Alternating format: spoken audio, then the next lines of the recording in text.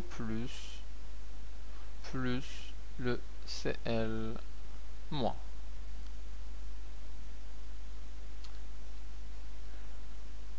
Un autre exemple, donc ça c'est entre le chlorure d'hydrogène. Regardons la réaction de l'acide, alors c'est H3COOH, l'acide éthanoïque, CH3COO- et l'eau.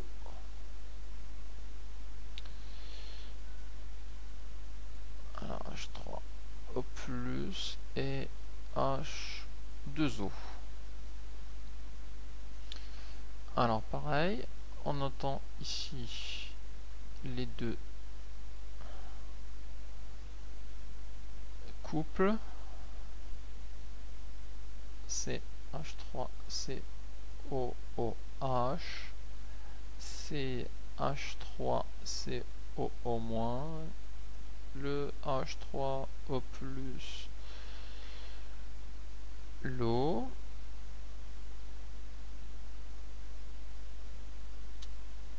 L'équation bilan, c'est simplement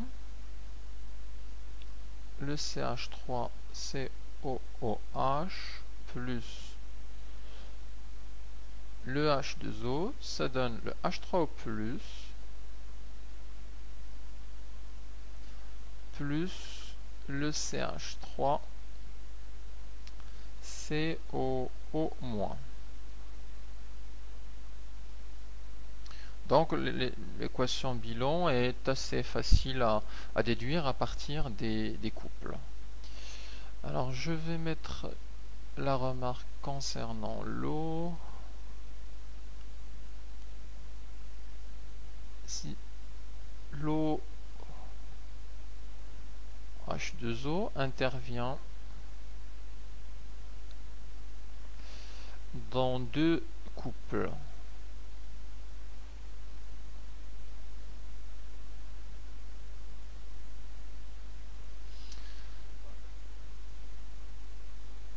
acido-basique.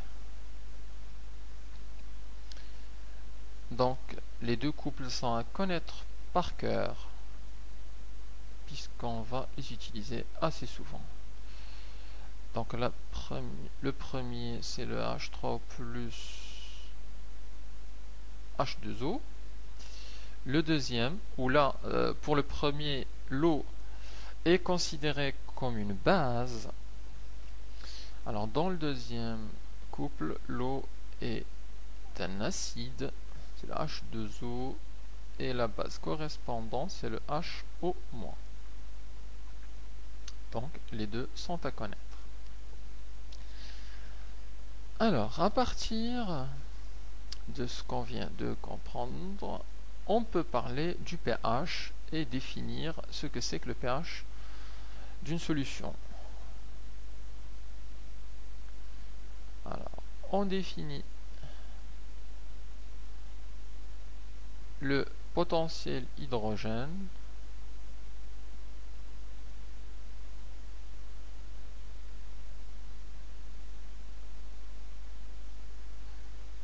noté pH, donc P pour potentiel et le grand H c'est pour l'hydrogène, d'une solution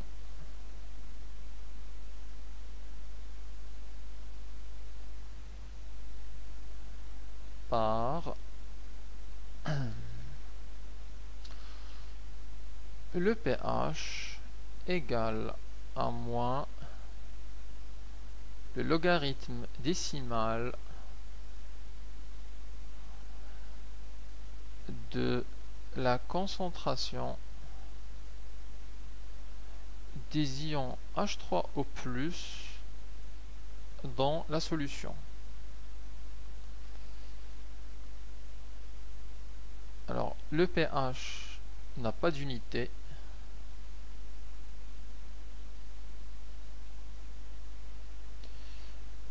mais la concentration dans cette relation doit être en mol par litre.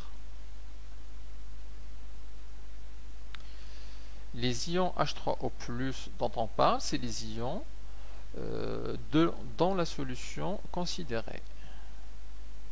C'est-à-dire, le pH d'une solution, c'est moins log de la concentration des H3O+, dans cette solution. Donc, je vais le dire ici.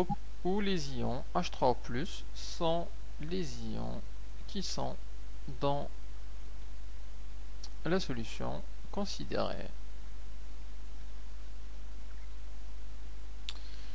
Donc ça, c'est la première relation du pH. On a une seconde relation à connaître aussi.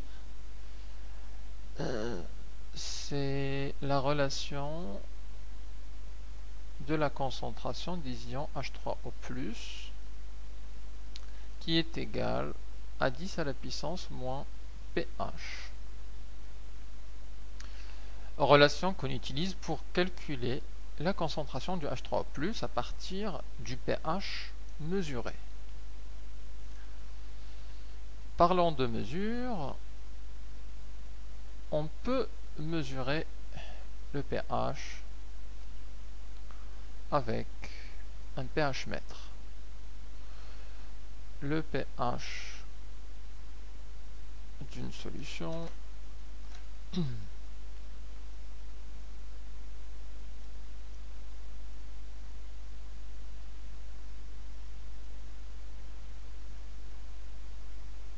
peut être mesuré avec un pH mètre.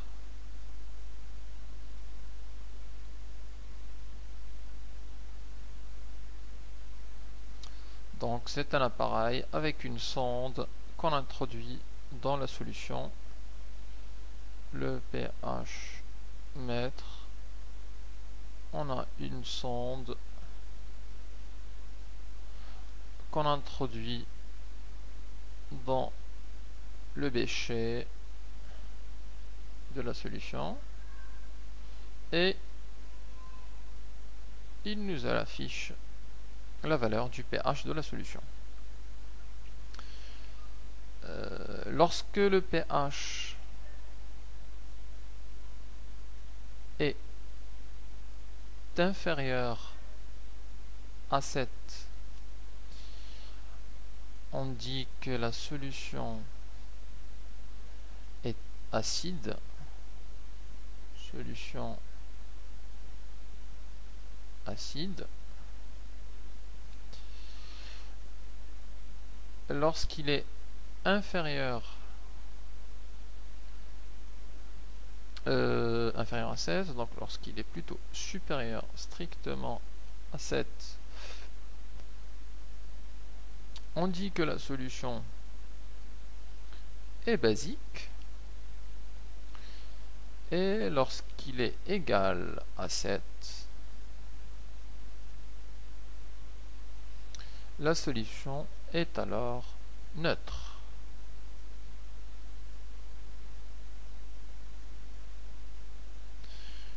Et en particulier, une solution d'eau distillée est une solution neutre, qui n'est ni acide ni basique.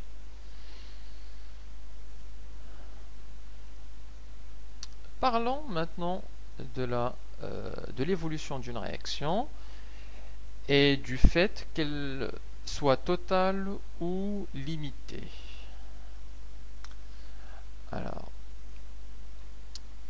dans une réaction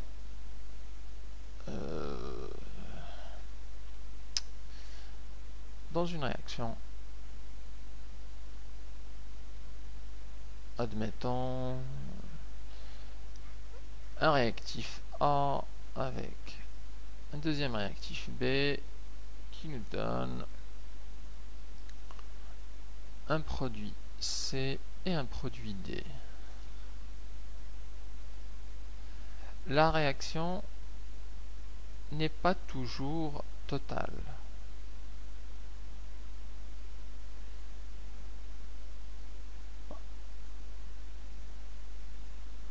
Toujours totale. Je rappelle qu'en première, on a toujours supposé que la réaction était totale. Que veut dire totale? Veut dire qu'à la fin de la réaction, il n'y a plus de réactif, il n'y a que des produits. Au départ, il y a le réactif, il se concentre petit à petit, et à la fin de la réaction, on n'a que des produits C et D, A et B disparus. Alors, en terminale, donc, on va raisonner sur un autre type de réaction. D'ailleurs, la plupart des réactions ne sont pas forcément totales. Ce sont des réactions dites limitées.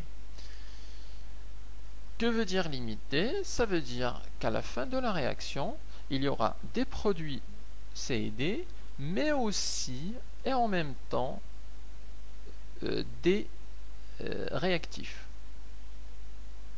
ou ce qui en reste, en tout cas. Donc on dirait que la réaction n'est pas toujours totale. Elle peut être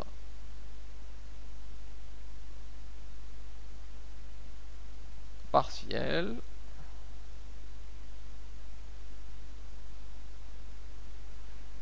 c'est-à-dire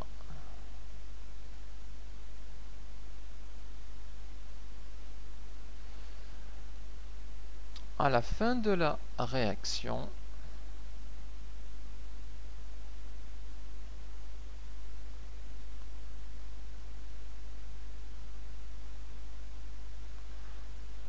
on retrouve dans la solution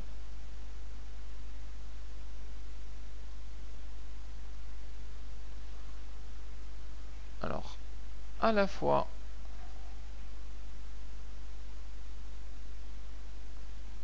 les produits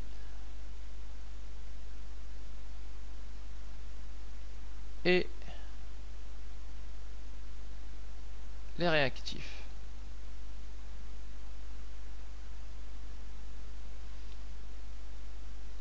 Donc ce qu'il en reste. Ce qu'il en reste.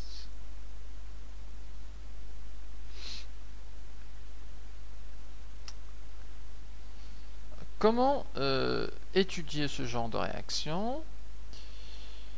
En fait, on va définir un taux, appelé le taux d'avancement, pour distinguer entre deux états. On va distinguer entre l'état final et l'état maximal.